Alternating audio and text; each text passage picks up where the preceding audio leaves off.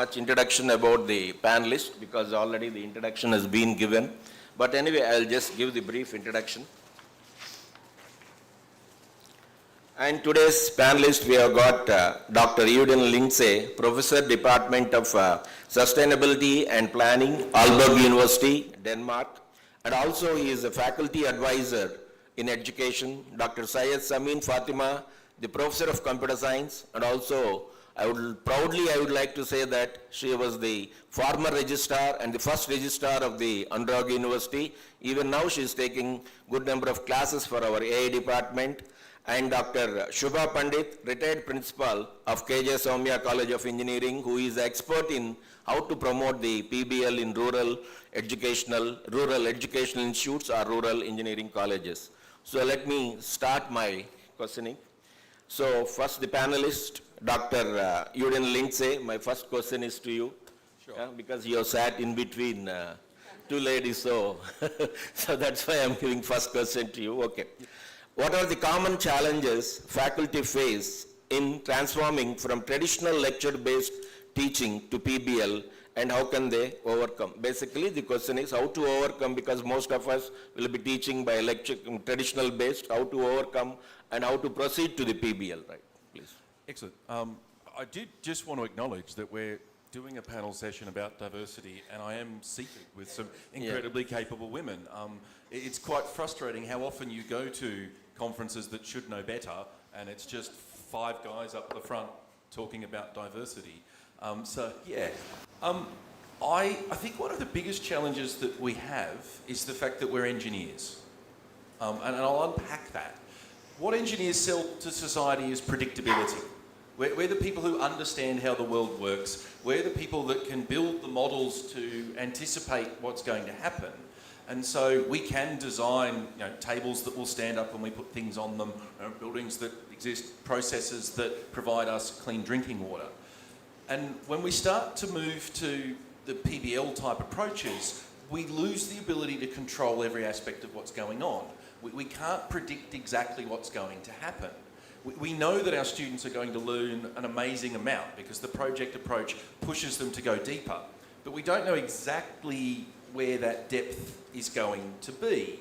And for people whose role and training is to be able to manage risk and reduce and eliminate uncertainty and guarantee to stakeholders that we know how it will turn out, and to guarantee to the registrar so she can guarantee to the accrediting bodies, all of them, that we know how it's going to turn out. And we've got a well-established system that goes back decades or hundreds of years that lets it turn out reliably, if frustratingly. And then we come along at this conference and say, hey, build a new prototype with all the risks that are involved. And as engineers, we go, oh, that's not how I choose to manage that risk. And so I think there's a disciplined nature that we have, is that we want to try it, we want to do it, but we also feel this responsibility to be able to control the environment. And so until we can find ways to get ourselves mentally comfortable with the fact that it's okay if this little bit goes a bit wrong, or this project will get them down to this depth here, but the overall program ensures that nobody gets out without our favourite equations. I think it's very difficult for us, if we're just seeing it as our course on its own, to feel that we have that permission to take this kind of risk. So I know it's perhaps not necessarily the answer you were looking for, but I think our discipline training very much gears us to be afraid of the false positive. And so we're very afraid that we're going to screw the whole thing up for everybody by trying something new. When the reality is that if you take that risk, yes, you do add that little bit of a risk that you might miss something, but the overall performance that you get gets better. And so I think it's that balancing your average performance versus your worst case, and your ability to mitigate risks in your classroom without controlling everything that's happening in your classroom. And I think that's a real challenge for many of us. Okay, right. Thank you. Because what I think is we need to be mentally, we should be, changing. That was the questions yesterday also. Many were asking how to go ahead with the PBL. And there are challenges, assessment, because once we go for PBL, sometimes assessment may be poor. Most of the teachers will think that the assessment should be high. That's why we may not be going to PBL. So one of the challenges is that you can always go ahead with that, with the policies and other things. My next question to Dr. Syed, Sameen, Fatima: what policy changes are necessary to integrate PBL into the curriculum of engineering colleges across diverse regions of India? Yeah, the policy makers, and they make so many policies, but we are the implementers, we are the teachers.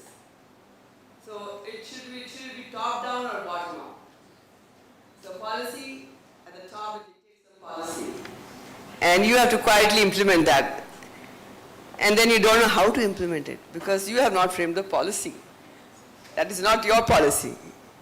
But if you are trying to own the policy, if you know what is education, what are you imparting, at the beginning you give some course outcomes, right?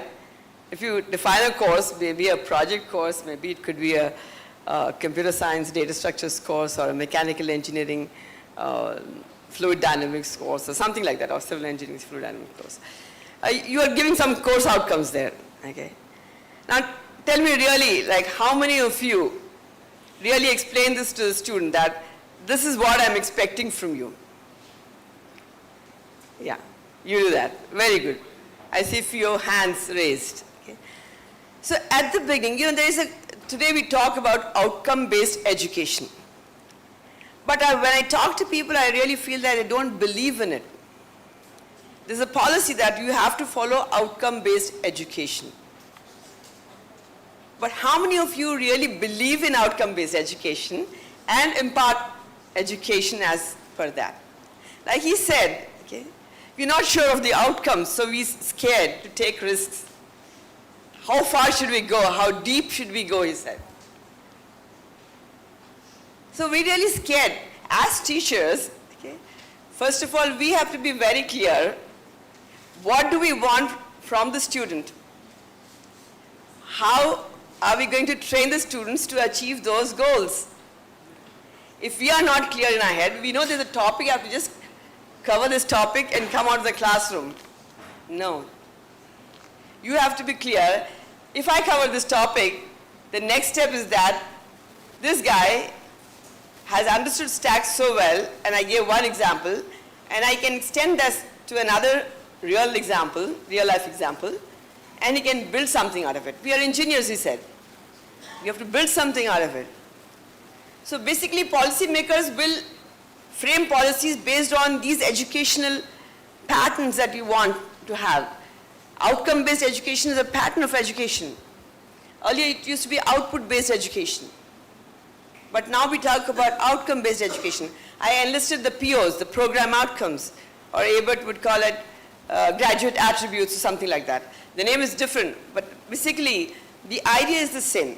So they're going to just center around these 12 things. They have now reduced to 11. The new NBA has come and they have just merged 2 of these together and made it into one and slightly changed it. That's not very important.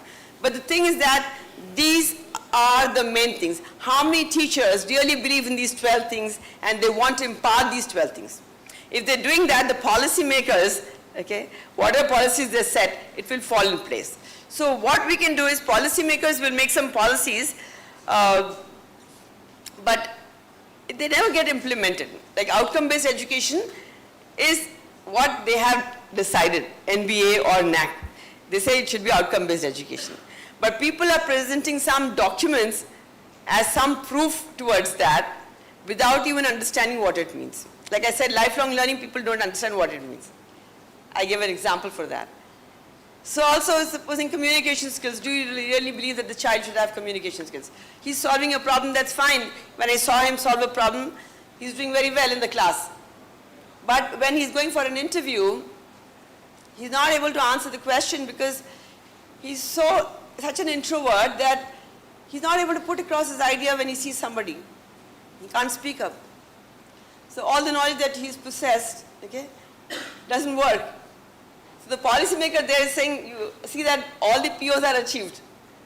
So policymakers have put things in place, already policies are there, and they may change slightly here and there. But see, learning for me again is to make people self-learners. That should be our goal. Our students should become self-learners. That is my goal. And I work towards that. So if individually you people have your own goals, I think because we are the teachers, we should dictate the policy basically. But they don't involve us in those meetings, those committees. We are the right ones. But are we really thinking what we want to give to the students? What do we expect from them at the end of the course? Now, if you do that correctly, whatever the policies are made, they'll fall in place. The policy that they ask you to implement, you will implement surely. Like he said, risk-taking. Nobody's prepared to take risks. Majority of us don't take risks. That's why we are teachers. It's a safe profession. Okay? But if you want to take risks, you have to do other things. Okay? Where you fail and you learn by committing mistakes. Like he said, committing mistakes is a very important part of education. If you don't commit mistakes, then you are not learning anything. Supposing a student in my class says he's got a solution. I give a problem, they say I've solved. I said, come to the board and explain your solution. He says, no ma'am, that I can't do. So he's scared that his solution may be wrong, and he's not willing to accept that he's made a mistake. So owning a mistake is very, very important. So all these things have to be built into the curriculum. Once you do that, your policies, everything, yeah. Go ahead. All these things will fall in place. And I think policymakers have already dictated these different outcomes. There is nothing more than that they can dictate to us. Okay, right. Now, Dr. Shubha Pandit, please elaborate us. You have got a lot of expertise in rural engineering institutions. How do you adapt PBL to engineering education, especially in rural engineering colleges, where the resources are very limited and especially industry collaborations are also very limited? Please elaborate on that. Yeah, it's on. You can. Yeah. Yeah. Thank you for giving me this opportunity. I feel personally that industrial involvement is not required at every level of the teaching learning process. Typically, what I feel is that the lab structures that we have in our courses, built with the courses, we normally give the students a set of experiments and they are expected to be completing those set of experiments. So there is not much of a liberty given to the students. In rural organizations or rural engineering colleges, we need not restrict themselves into such kind of labs. Of course, I would like to make this statement in terms of courses which can be liberated from labs. I mean, courses in electronics engineering and digital electronics and in such things, you will have to have labs. I'm not denying on that. But then what we need to do is we need to ask the students to come up with experimental setups based on what is available in the environment. The whole setup around them can become a lab, and hence that can become a way for conduction of experiments for them. So what we need to teach them is to do a lot of observations which are related to the topic that we are talking about, and then come up with experimental setup and do perform experiments. Now here again, the same point I would like to raise, that even if they don't, they're not successful, even if they are not able to come up with complete results, that's okay. Even if they are able to think of a problem. I mean, I normally prefer to call not project-based learning, but I prefer to call it problem-based learning. Because understanding a problem is more important than delivering a project. So if I'm able to understand a problematic situation, come up with a problem statement, define it, and then try to find meaningful solutions to that and come up with what is more appropriate and come to start working on finding a solution. If the students are able to do it, I think they have achieved a lot. And for this, I don't think industrial collaborations are required. You need not have an elaborate laboratory structure because the entire fields around the students in rural colleges can become a laboratory. That's my take on the question which you have posed. Thank you, madam. Now, Dr. Lindsay, please elaborate on how can faculty be supported in assessing students' performance in PBL, especially in multidisciplinary projects? So I think the biggest step of the support, I think, is that mindset shift. I think we're all very comfortable with the first of the graduate outcomes. We know how to measure that. But when you move to the project, the problem-based approaches, you start to measure the different outcomes. You start to be addressing different types of learning. I think the most powerful support that we can provide is to get out of the mindset that we have to do everything from scratch ourselves. Teaching is often a very personal thing. Like, we do it on our own. I mean, who here has actually been to another colleague's teaching this year? Who here has had a colleague come to their teaching this year? Yeah, I'm not seeing any hands. There's a bright light though. But it's something that we inherently do on our own, and we create everything from scratch ourselves. And so I think the best way to support academics in assessing these kinds of outcomes is to share our assessment tools. I mean, they're not going to know. They're not going to know if we share a rubric between different institutions and different places. And the idea, coming up with good rubrics can be quite difficult. But if we can share that effort, if we can build a mindset that it's actually okay for us to use resources that we haven't built for ourselves. My colleague Roger Hadgraft, who's at University of Technology Sydney, he points out that when you go to the gym, they don't make their own weights, right? They don't make their own exercise bikes. They don't write their own doof-doof music to get you all excited. The value of going to the gym is the environment that's created and the mentoring you can get to use this equipment. The equipment itself is a commodity. And so I think possibly the best thing that we can do to support academics in assessing, and I'm getting to the implementation of assessment. There is a whole design of assessment piece that we can come back to. But I think in both places, I think realising that PBL doesn't commence the day you start doing it. It started I mean, Aalborg's been doing it for 50 years, I've been doing it for 20. There's other people who have tried this before, and you can learn from their experience, and you can potentially reuse, you have to be careful, you can't just reuse, but adapt to your particular context, your resource constraints. So I think that the support that we perhaps need is that permission to be able to say, you don't have to do this alone, you don't have to do this isolated from everyone else. You can, and indeed you should. And we had some great conversations yesterday about communities of practice. So I think that would be the support. If I were in a leadership role, the support I would want to give my colleagues would be to say, find other colleagues who are looking to assess the same outcomes and come up with what you can do in a shared way, drawing upon what's already out there. Because I think that'll give you people a head start. It'll stop them from drowning of how do I do this from the first time.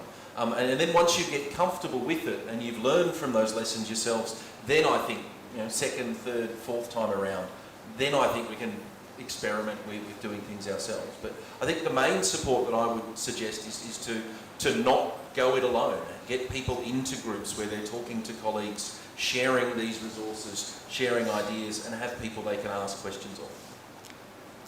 So sharing the ideas is the most important thing, so that we need to go ahead. Now, Dr. Syed, Sameen, Fatima, please enlighten us. How can accreditation bodies like NBA or AICTE or NAC encourages engineering institutions to adopt PBL? Accreditation bodies, once again, as I mentioned, they have already given their policies.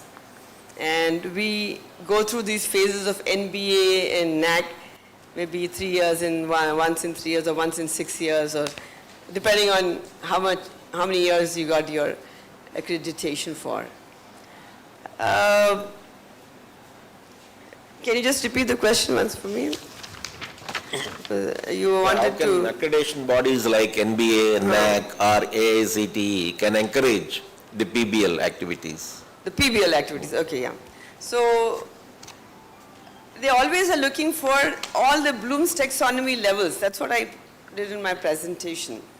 So, they are trying to see whether you are assessing them at all the cognitive levels. But again, the problem is with the implementation. See, we are teachers, but we have never had a course on how to impart education. Let us agree to that. We learned the subject, we know thoroughly well, each one of us. But now we are learning through teaching how to teach. So we are also in the process of learning. And we think that if we have taught the course and the children get good score on their regular tests, like the slip test or unit test, whatever name you give to that, then your job is done. So what you see is how many students got above 80%. How many students got above 60%? How many students got above this score? And then you say they're a good teacher. See, that is not the way you will judge whether the teacher is good or bad by giving a very good score or very strict because they give such a low score. Of course, you have to follow a normal curve. You can't deviate and give too high scores or too low scores. Those kinds of teachers are also there. But maybe a normal assessment would be to filter out students based on these criteria, like below average, average, mediocre, or good performers. So this is how you're filtering. Now what you're filtering on depends on you. If you want him just to learn something, spit out in the exam and come back, and you are assessing him only on that. Because here, the curriculum does not give the teachers the right to decide the split up. Like there are 100 marks. So 100 marks, sometimes some institutes may have continuous internal evaluation 50% and semester end examination 50%. Some bring it lower, continuous internal evaluation is 30% and 70% is semester end exam. Continuous internal evaluation is the complete thing, and it's not just the semester end exam. So this is the continuum. Now, in this continuum, if the teacher has the complete right to control how the course is being offered, then the teacher can dictate. But the university or somebody dictates to them that for continuous internal evaluation, you just have 30 marks, or you just have 20 marks. Within 20 marks, how well can the teacher, because see, you have to hang a carrot, okay? So if you hang a carrot saying that I give you so many marks, the student will also be motivated to do that project. If you say there's only 1 mark for the project, it's okay, if I lose 1 mark, doesn't matter. See, human beings are lazy by nature. So students are lazy, we are also very lazy. Each one of us are lazy by nature. Unless you say you'll get something out of it, you will not do that work. Okay? So you have to hang a carrot like you'll get some score on this. Like he's saying how to assess, there are several rubrics. Okay? So we evolve a rubric and say on these parameters we are assessing you and you'll be getting a grade on this. Then the student will say, yes, I will do the project. Otherwise, if you say there's only 1 or 2 marks for that project, the student is not going to be serious. Although a lot of learning will happen through that. But the student will not really care for project-based learning. So what I would say is, give the teacher the complete control. And like our university did, our university has taken a very good step that they're empowering teachers to take that decision. That how are they going to evaluate the students? If most of the evaluation is dictated by end semester exam, giving 80% of marks to that, then where is the question of giving projects and evaluating them on projects? So basically, higher level bodies, they don't say you have 70 or 30. They give that freedom to you, your university. If you are an autonomous college, you also have some right to that. Okay? But otherwise, you really can't do project. And accreditation bodies will not stop you. They'll say even if it is 2 months to implement. But I am saying that if you don't give that liberty to teachers, it cannot be implemented seriously. So please, if you have the freedom, your universities or your autonomous, and you can take those decisions, Please take those decisions to empower your teachers, give them complete control, and they will decide, okay, you do this kind of work, and project-based learning, I will give more marks to that. Because see, learning should not be in fear.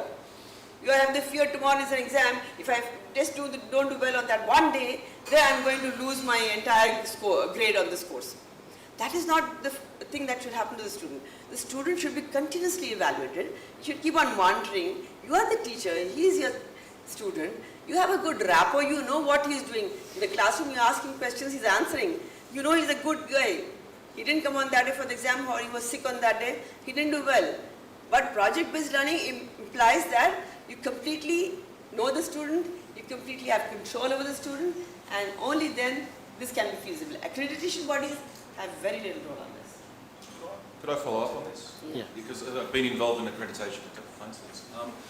I must say, India has only been part of the international accreditation accords for about 10 years now. And so how that process is rolling out is something I'm not familiar with.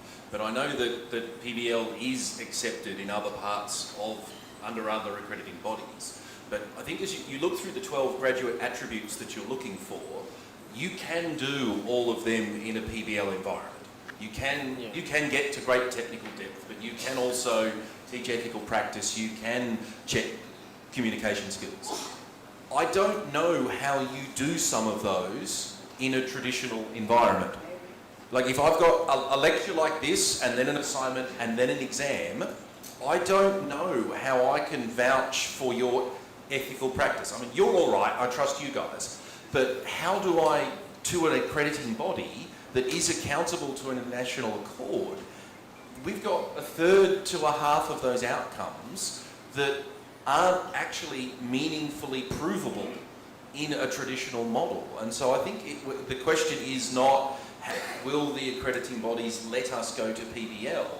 The question is, how are we going to meet these requirements of these bodies without moving to a paradigm like PBL?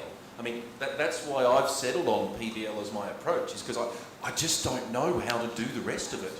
Like, I don't have an answer. If I had an easier answer, I mean, PBL's hard. If I had an easier answer, I'd do it. But I think the accords are absolutely open to these approaches. But the accords are then, to speak of regional diversity, implemented very, very differently. Like the way Engineers Ireland implement it versus the way ABET implements it versus the way the NBA here, is it? Yes. Yeah. Yes. So how each individual group's given its own autonomy, and so your experience of accreditation will be vastly different to mine. But I think over the long term, which is where we all want to be sustainably, I don't know how we're going to get to all of the green and the blue without starting to shift to a model such as PBL. I would like to summarize this. Accreditation bodies are not against, or they are not saying anything about the PBL. The universities or the local autonomous college should focus on that, because the accreditation bodies never says that the internal mark should be 80 or it should be evaluated like this. So I request the autonomous institutions and also the universities should focus more on what PBL, there is an autonomy for them. So with their autonomy, they can go ahead with that. That is what am I right, madam? Yes. Yeah, right. Yeah. Now the last question to Dr. Shubha Pandit. Madam, please elaborate. What role does community engagement play in enriching PBL projects in rural engineering context? We have got almost all colleges have got the NSS units and other things. Our students will be visiting the nearby rural villages and so on. So how can we adapt that things into PBL? Here I think I would like to stress upon a very important aspect, that communities will believe in the college, the approach of the college, if they feel that they are genuine in their connect and they are really concerned about the well-being of the community for which they are working, and they have a common interest. So it is important that you have that connect established, try to understand the kind of problems that they are facing. Many a times I have found that the people in rural areas are so much used to doing a lot of work that they don't realize that the work can be done much more easily by having some kind of a machine or some other efforts. So it is probably you as an engineering institution students, you have to find that these are drudgery problems or drudgery kind of requires a lot of hard work, but this can be much more easily done if they adopt simple practices. So that's my first statement in my last, the last problem also, that it is very important that the students do a lot of observation and they come up with problems that can be seen and that could be solved using technology. Now, talking about the community engagement with such institutions, I would like to quote here one example which we have studied at length. So there is a place near Mumbai, Dahanu. Dahanu is a very drought-prone area and hence a lot of water, and on top a lot of water, rainwater which comes, it is not absorbed by the ground because of the quite nature of the ground that they have, the kind of mud and this thing they have, that the groundwater level is depleting very fast. And hence people there had a lot of issues. Immediately after, say, January, February, they would have a shortage of water. And that's why they would have to leave their places and move to some other place for livelihood. So what we did was we understood this problem. We realized that the villagers have every right on every drop of rainwater that was fallen in their fields. But how do we do it? So we had to come up with some strategies such as earth dams and save the water which was falling on the ground. And when we communicated this to the villagers, they also liked the idea, obviously, because they knew how hard it was to leave their place, move outside with the children and the cows and buffaloes and everything, or leave them here to die, you know. So it was very difficult. So when we communicated with them, they came up with their own solutions. We tied up with their solutions. We had some ways of working on it. Our students worked on it. And that's when we had those earth dams and the drip systems established in that region. And in 2 or 3 years' time, the groundwater level increased substantially. And they could stay there till May, and the rains was to start in June. So it was a very short duration of period wherein they were actually having the drought-prone areas. We also worked with them because it was a very sunny region. We also worked with them drying vegetables and fruits for their later date usage. So they could get these things at a later date use when there was less amount of vegetables available because of the drought. So I'm saying that groups of students worked with the villagers. It was a common concern. It was a learning by doing for the students. It was project-based learning essentially in various aspects, and the community was very much appreciating whatever efforts they were doing. So if you are aligned, your vision of helping the community and the community's interest in getting that kind of a support from you, I think things are very much win-win for both institution as well as the community. That's been my experience. Yeah, thank you, madam. Even in India, 60 to 70% of the population lives in villages or in rural areas. So most of the problems will be there. So again, I request yesterday also some questions have come, how to identify the problems and other things. Once we visit to the villages, there you can find out many problems. Maybe we may not be giving the solutions, but at least we will be analyzing them. That will enrich the students' overall background. Thank you for all of you, madam, for giving, elaboration on all the topics. Now I request the audience, if at all you got, our delegates, if at all you got any questions, please go ahead.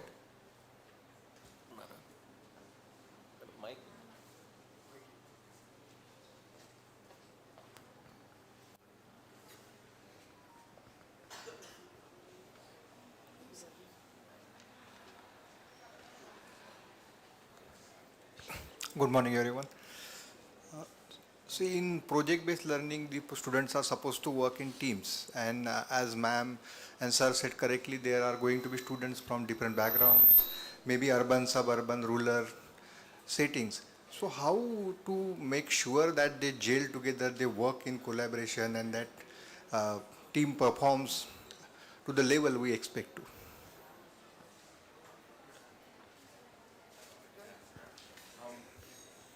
That's a very big answer, but I'll start with, you explicitly teach them how to work in teams. And then you make a quarter of the marks about their process reflections about how they work in teams. And so you don't just assume that putting people in a group means they'll suddenly learn to get along. There's lots and lots of theories about teamwork. Just ask your management college friends. If you say we want you to learn how to work in teams, then you teach them how to work in teams. And so in that way, you make visible the challenges, you explain that it's normal to have problems, you bring it forwards that you're going to have these different diverse perspectives, and you make that part of the learning rather than something that you assume they'll get. We don't teach structural mechanics and just assume that because there's a lot of calculus in it, they'll magically pick up calculus, but we do seem to teach team projects and assume they'll magically pick up how to work in teams. So my short answer would be explicitly teach teamwork. I don't know. Can I say something? Yeah, please go ahead. Okay. So I would do like this. Every human being has definitely some strengths, and it's very important to identify the strengths. And also there will be somewhere there is going to be a weakness, especially in diverse communities. When such group is together, there can be some complementing virtues that they work with. So a good idea would be do a SWOT analysis. Ask them to do their own SWOT analysis. Then discuss. There are so many games which are available these days. Make them play these games by which you will come to know who has what kind of strengths and what kind of weaknesses. And that's how they can be gelled together in a group. And that's when they form an excellent group which not just works during that project, but they can continue to be very good friends throughout their life. Yeah? I'll add one more point. Actually, in our setup, like we have engineering programs going on here. We have projects which we offer in the final year and maybe one more semester somewhere in the third year. So we have to have identified responsibilities for each individual in the team. And that the teacher only can make sure whether you have given him some responsibility and whether that student is fulfilling that responsibility. Second thing is when you form teams, generally students, they club with their friends and do that. So my professor, when I was a student, used to say, you all can't club yourselves together, we'll help you club you. So they want a good combination where one can learn from the other. So when you form the team itself. And the girls used to make one team and the boys used to make another team. So it should be a team like this, girls and boys together. So we have to have a good combination to form a team wherein one can learn from the other. So I think the teacher should know the students well enough to form the teams and help them form the teams. Maybe they will shy away. They'll say, no, I just want to work with this guy because they know I can just lean on him and he will do all the work for me. So don't encourage that kind of thing. Maybe you have to do that little bit to identify that in the students and make them into teams. Thank you.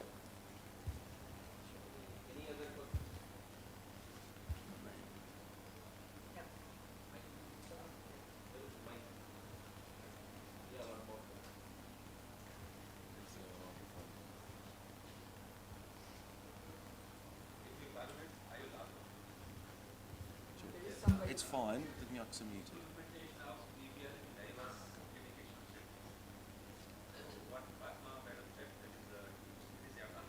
Sir, good morning, sir. My question is, without industrial collaboration, sorry for interruption. Good morning, sir. My question is, without industrial collaboration, how the rural students is going to be perform 100% PBL? No, I didn't mean that there should not be industrial involvement. I said that it need not be right from the beginning. The reason I said is that till the problem comes to the solution level and optimization of the solution, there need not be industrial involvement. Yes, at that point in time, if there is an industrial involvement, that would be great. But if it is not, that doesn't mean that you're not going to be doing anything, you're going to be a loser today. And industrial involvement with the right kind of mindset can always improve the design what you have come up with. Can give you more leverage in terms of the material that you may use. Supposing you are trying to use, create an implement which is helpful in the agricultural sector, then they can give you better choice in terms of material. Their experiences, if they have done similar kind of, the industry has done similar kind of experiences earlier, then they can share those experiences and can give you a better advice. So in this way, industrial involvement would be helpful. But it's not that if it is not there, I can't just sit, I just sit down and say, oh, since I don't have, I can't be doing anything. That's my point. Okay, thank you, ma'am. Thank you.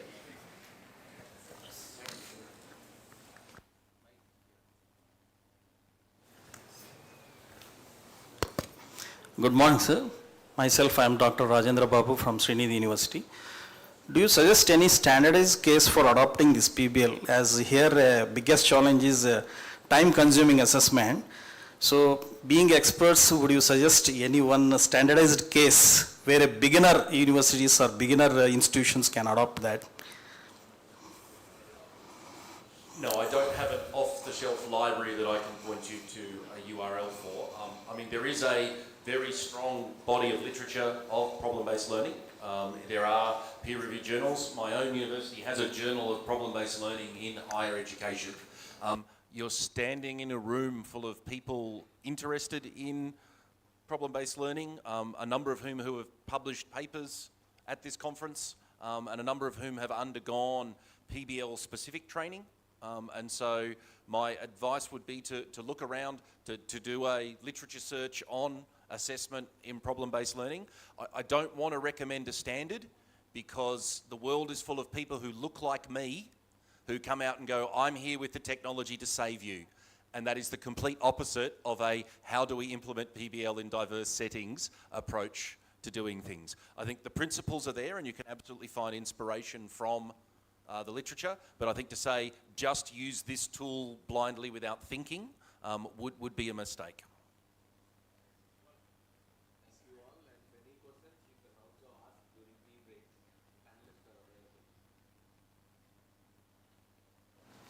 If any questions are there, you can ask the panelists during the tea break. Otherwise, you can also mail them. They're happy to answer all your questions, any doubts, even in the future also. Thank you. Am I right, sir? Will you?